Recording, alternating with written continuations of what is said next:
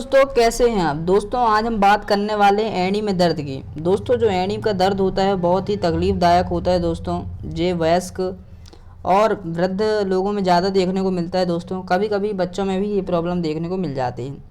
तो दोस्तों, चलिए दोस्तों वीडियो को स्टार्ट करते हैं। दोस्तों, यहाँ समझिए कि एड़ी में दर्द आखिरकार होता क्यों है, कैसे होता है। दोस्तों, इसका नाम है प्लांटर फैसियाइटिस। इसको प्लांटर फैसियाइटिस के नाम से भी जानते हैं। दोस्तों, जो हमारी पैर का जो तलवा होता है, दोस्तों यहाँ पे आप देख सकते हैं, ये दोस्तों तलवा है पैर का, ठीक है ना दोस्तों। इसमें दोस्तों ये है दोस्तों प्लांटर फैसिया मसल।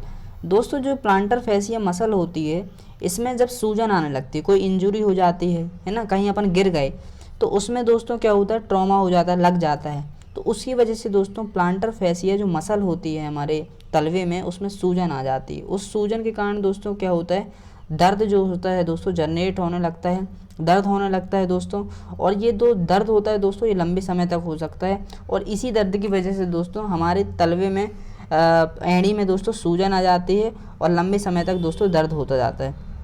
दोस्तों, इसी कारण इसको प्लांटर फैसियाइटिस भी कहते हैं, क्योंकि प्लांटर फैसिया मसल है दोस्तों, और उसमें फैसिया मसल में क्या आ गई दोस्तों, सूजन आ गई, इसलिए वहाँ पे आइटिस वर्ड जुड़ गया। तो आइटिस का मतलब क्या हो गया दोस्तों, आखिरी में आइटिस आ गया ना, तो वहाँ पे क्या आ गई, इन्फ्लेमेशन आ गई, इसलिए दोस्तों इसको प्लांटर फैसियाइटिस भी कहते हैं। दोस्तों, इसका कारण क्या है, तो दोस्तों क्या हो सकता है, मोटापा, जैसे शरीर के वजन, दोस्तों जिन लोगों का वजन दोस्तों जो ज़्यादा होता है, तो दोस्तों उस वज़न ज़्यादा के कारण भी दोस्तों क्या हो सकता है, एड़ी में दबाव पड़ता है दोस्तों, उसके कारण भी एड़ी में दर्द हो जाता है। लंबे समय तक दोस्तों जो लोग खड़े रहते हैं या फिर चलते रहते हैं, तो दोस्तों उस कंडीशन में भी एड़ी में दर्द होने की संभावना बढ़ जाती है, क्योंकि प्लांटर फैसिया मसल पर ज़्यादा प्रेशर पड़ता है, जिसकी वजह से एड़ी में दर्द हो सकता है। दोस्तों, जो लोग लंबे समय तक दौड़ते रहते हैं, तो प्लांटर फैसिया मसल में दोस्तों ज़्यादातर उसमें ज़्यादा से ज़्यादा प्रेशर पड़ता है, जिसके कारण से उसमें ज़्यादा से ज़्यादा प्रेशर पड़ने के कारण से दोस्तों वो मसल इन्फ्लेमेशन यानी सूजन होती है उस मसल में, और फिर दर्द शुरू हो जाता है। दोस्तों, गलत आकार एवं ख़राब फिटिंग वाले जूते पहनना। अब दोस्तों कई लोग होते हैं कि ऐसे ही कोई भी जूते पहन के चल दिए, चप्पल पहन के चल दिए ना, तो दोस्तों उसकी वजह से भी क्या हो जाता है दोस्तों, एड़ी में दर्द होने लगता है। प्लांटर फैसिया मसल पे प्रेशर पड़ता है, जिसकी वजह से उसमें सूजन आती है और दर्द शुरू हो जाता है। दोस्तों, पांचवा हमारा मुख्य कारण है एड़ी की हड्डी का बढ़ जाना। दोस्तों, जब एड़ी की हड्डी बढ़ जाती है, उसकी वजह से भी दोस्तों मेन कारण हमें ये देखने को मिल जाता है दोस्तों कि एड़ी में दर्द होना शुरू हो जाता है। तो दोस्तों, एड़ी में दर्द का ये मुख्य कारण है दोस्तों कि कभी कभी एड़ी की जो हड्डी होती है दोस्तों, वो क्या हो जाती है दोस्तों, बढ़ जाती है, और उस बढ़ जाने के कारण दोस्तों एड़ी में दर्द शुरू हो जाता है और लंबे समय तक ये दर्द दोस्तों बना रहता है। दोस्तों, छठवां हमारे पास कारण है, मुख्य कारण है पैर के आर्च का असंतुलन। दोस्तों, जैसे जो फ्लैट फुट होती हैं, माने कि जो बिल्कुल फ्लैट चप्पल होती है ना, फ्लैट बिल्कुल बिल्कुल फ्लैट, और दोस्तों जो हाई आर्च वाले होते हैं, जिसमें हाई सोल वाले होते हैं, उसमें ज़्यादा अगर ज़्यादा फ्लैट होगी दोस्तों और हाई आर्च होगा चप्पल या जूते का, तो उस कंडीशन से भी दोस्तों हमारी जो प्लांटर फैसिया मसल होती है उसमें प्रेशर पड़ता है, उसी की वजह से दोस्तों एड़ी में दर्द शुरू हो जाता है।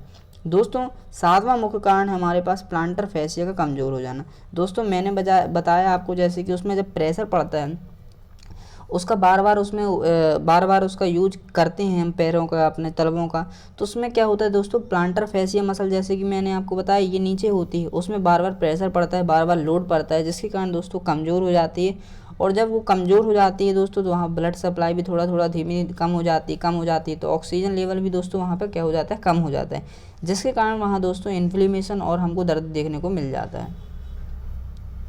दोस्तों, अब हम बात करेंगे एड़ी में दर्द के लक्षण क्या हैं। तो दोस्तों, एड़ी के तलवे पर दर्द होने लगता है दोस्तों, तलवे पर, विशेष रूप से दोस्तों जब सुबह उठते हैं या फिर दोस्तों लंबे समय तक चलने के बाद या बैठने के बाद दोस्तों उसमें क्या हो जाता है, एड़ी में दर्द होता है दोस्तों। तो ये हमारा पहला लक्षण है।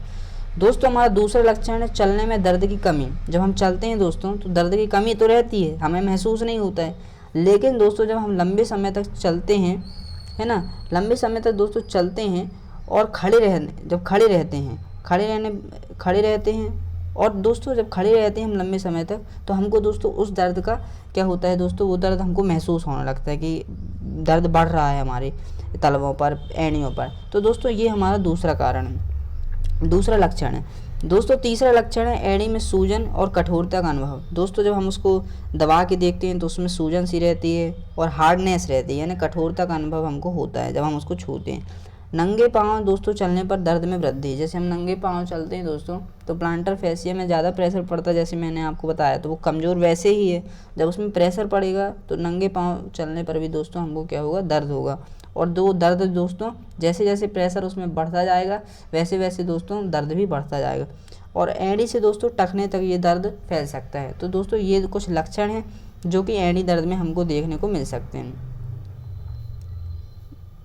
दोस्तों अब हम जांच की बात कर लेते हैं कि एड़ी दर्द यानी कि प्लांटर फेसिया यानी कि हील पेन में कौन कौन सी जांच करवा सकते हैं। तो दोस्तों इसमें है एक्सरे करवा सकते हैं। एक्सरे में अपन को पता चल जाएगा कि हमारी जो एड़ी की हड्डी है वो बढ़ी हुई है कि नहीं। एमआरआई करवा सकते हैं दोस्तों, जैसे प्लांटर फेसिया में सूजन है या फटे होने की जाँच हो सकती है। इससे प्लांटर फेसियम की सूजन और फटे हड्डी तो उसमें टूट नहीं गई है ना, तो उसके हमको उसमें एमआरआई में पूरे तरीके से पता चल जाता है। पैरों की दोस्तों आर्च का मूल्यांकन, फ्लैट फुट है या फिर हाई आर्च की जांच है दोस्तों, उसके लिए दोस्तों पैरों की आर्च का मूल्यांकन कर सकते हैं। तो दोस्तों ये कुछ नॉर्मल सी जांच है दोस्तों जिसको हम कर सकते हैं दोस्तों, और हम एड़ी के दर्द में को कम कर सकते हैं इन जांचों की मदद से। दोस्तों अब हम ट्रीटमेंट की बात कर लेते हैं। तो एड़ी के दर्द में दोस्तों जो ट्रीटमेंट है आइबुप्रोफेन, जो कि दोस्तों एक NASIDS यानी कि दोस्तों ये स्टीरॉयड नॉन स्टीरॉयड दवा होती है, जिसको हम दोस्तों पेन रिलीफ के लिए हम इसका इस्तेमाल कर सकते हैं। दोस्तों आइबुप्रोफेन का इस्तेमाल भी कर सकते हैं, पैरासीटामोल का भी दोस्तों इस्तेमाल कर सकते हैं। दोस्तों अब हमारी दोस्तों डाइक्लोफेनिक है दोस्तों, ये दोस्तों डाइक्लोफेनिक एंटी इन्फ्लेमेटरी होती है दोस्तों, ये भी NASIDS होती है दोस्तों, यानी कि नॉन स्टीरॉयड दवाई होती है। तो दोस्तों इसका इस्तेमाल हम अपनी सूजन को घटाने के लिए कर सकते हैं। जैसे दोस्तों यहाँ पे आप देख सकते हैं डीफेनिक पी, दोस्तों इसमें डाइक्लोफेनिक सोडियम भी है और पैरासीटामोल टैबलेट भी है। तो दोस्तों ये दोनों एंटी इन्फ्लेमेटरी यानी सूजन भी कम करेगा और दर्द से भी राहत पहुँचाएगी। तो दोस्तों इसको इस्तेमाल कर सकते हैं। दोस्तों अब है हमारे पास मिथाइल प्रेडनिसोन। दोस्तों एक प्रकार का ये कॉर्टिकोस्टेरॉइड इंजेक्शन है दोस्तों, ये सीवियर केस में इसका इस्तेमाल किया जाता है दोस्तों ये क्या करता है दोस्तों, जो इसका यूज है दोस्तों, मेनली यूज दोस्तों इसका यूज है ये दोस्तों सूजन को दोस्तों कम करता है और दर्द को भी आपको कम कर सकता है दोस्तों। और दोस्तों ये ऑटो इम्यून जो इम्यून सिस्टम होता है दोस्तों उसको भी सप्रेस कर देता है। तो दोस्तों ये मिथाइल प्रेडनिसोलोन है दोस्तों, जो इंजेक्शन दिया जाता है दोस्तों 40 mg दोस्तों, इसको ये हम कर सकते हैं। दोस्तों यहाँ पे आप देख सकते हैं, यहाँ पे हमारे पास दिया गया है, ये डेपोमेड्रोल के नाम से आपको मिल जाता है दोस्तों। इसको हम दोस्तों इंट्रामस्कुलर यूज कर सकते हैं। तो दोस्तों ये कुछ ट्रीटमेंट है दोस्तों, कुछ मैं आपको आयुर्वेदिक ट्रीटमेंट बता रहा हूँ जो जिसका उपयोग आप घर में भी कर सकते हैं। दोस्तों क्या करना है, आपको दही लेना है, जो दही होती है कप में दोस्तों दही लेना है, आधा कप दही लेना है दोस्तों, और उसमें थोड़ा सा दोस्तों चूना मिलाना है ना, बिल्कुल गेहूं के एक आकार से बिल्कुल थोड़ा और उससे भी छोटा, उसमें चूना मिलाकर आपको दोस्तों क्या करना है, उसको आपको दोस्तों पीना है। तो दोस्तों उससे क्या होगा, जो कैल्शियम वगैरह की कमी है और दोस्तों जो दर्द वगैरह है आपकी एड़ियों में, सूजन है दोस्तों, वो एक तो ब्लड को भी साफ़ करेगा, सूजन वगैरह दोस्तों उसको भी ठीक कर देगा, और कैल्शियम की दोस्तों जो कमी है वो भी ठीक कर देगा। तो दोस्तों दही दोस्तों आपको डाइजेशन में भी हेल्प कर देगा, है ना, तो उसमें क्योंकि ऐसे जीवाणु होते हैं। तो दोस्तों ये हमारे पास एक ट्रीटमेंट है जिसको आप लोग घर में यूज कर सकते हैं। आपको कम से कम 6-7 दिन में दोस्तों 3-4 दिन में आराम इसमें एड़ी में दिखने लगेगा। तो एड़ी में दर्द दोस्तों 6-7 दिन में ही रिलीफ आपको मिल जाएगा दोस्तों। और हमारे पास कुछ ट्रीटमेंट है, जैसे कि आप दोस्तों घर में क्या कर सकते हैं, एक ट्रप लेंगे दोस्तों, उसमें कुछ गुनगुना पानी रखेंगे, गुनगुना, उसमें कम से कम 8 से 10 मिनट आपके दोनों पैरों को डाले रहना है दोस्तों। तो उससे भी दोस्तों क्या होगा, ब्लड वेसल का दोस्तों अच्छे से ब्लड सप्लाई हो सकेगा और दोस्तों एड़ी के दर्द में राहत मिलेगी। दोस्तों जो एड़ी का दर्द है मुख्य रूप से दोस्तों ऑटो इम्यून डिसऑर्डर से भी हो सकता है दोस्तों, यानी अगर इम्यून डिसऑर्डर है दोस्तों उसकी वजह से भी आपको हो सकता है। अगर आपका प्रतिरक्षा तंत्र खराब है तो उसकी वजह से भी हो सकता है दोस्तों। न्यूरोलॉजिकल प्रॉब्लम की वजह से भी हो सकता है दोस्तों, और जेनेटिकल प्रॉब्लम यानी आनुवांशिकता की दोस्तों, आपके फादर वगैरह या फिर मम्मी वगैरह को अगर रहा होगा तो उसकी वजह से भी दोस्तों आपके एड़ी में प्रॉब्लम हो सकती है, एड़ी के दर्द में। तो दोस्तों ये ट्रीटमेंट जो बताया आपको प्रयोग करना है घर में। और दोस्तों ये तो मेडिकल वगैरह में आपको दवाइयाँ मिलेंगी और इनको डॉक्टर की सलाह से ही लेना है, ठीक है ना दोस्तों। तो दोस्तों ये बात ध्यान रखिए आप। दोस्तों अब हमारे पास है दोस्तों ये दोस्तों मैंने आपको जो बताया बहुत ही इफ़ेक्टिव मेडिसिन है और इफ़ेक्टिव घर में जो आप इसको यूज कर सकते हैं। दोस्तों कुछ मैं सपोर्टिव थेरेपी बताता हूँ। तो ऑर्थोटिक इंसोल्स या फिर हील पैड्स का दोस्तों आप यूज को दोस्तों रिड्यूस करें, ज़्यादा पहने उसको। जो हील पैड्स होते हैं दोस्तों उसको आप पहन सकते हैं, ताकि दोस्तों आपके जो पैर में जो तलवा होता है दोस्तों उसमें प्रेशर कम पड़े और दर्द कम हो। ठीक है ना दोस्तों। आप दोस्तों मालिश कर सकते हैं, तेल से आप मालिश कर सकते हैं किसमें, एड़ियों में। तो दोस्तों उससे भी राहत मिलेगी। और लाइफ स्टाइल में मॉडिफिकेशन करिए दोस्तों।